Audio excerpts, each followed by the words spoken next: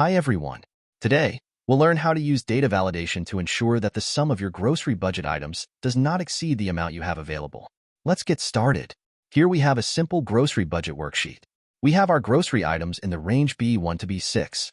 The available amount is in cell B8, and the total budgeted amount is calculated in cell B7.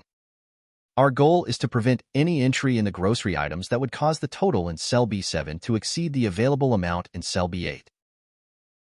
First, let's select the range B1 to B6, where we want to apply the data validation rule.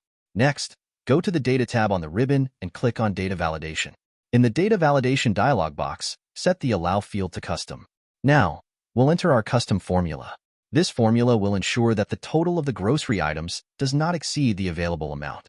This formula checks if the sum of the grocery items in the range is less than or equal to the available amount in cell B8. Next, go to the Error Alert tab in the Data Validation dialog box. Here, we can customize the error message that will appear if someone tries to enter a value that exceeds the available amount.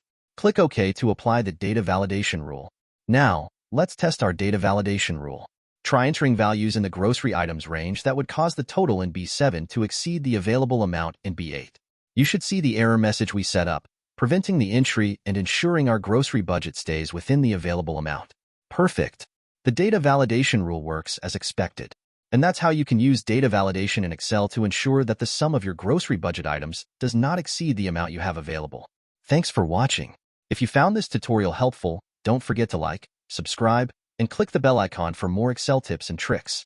See you in the next video.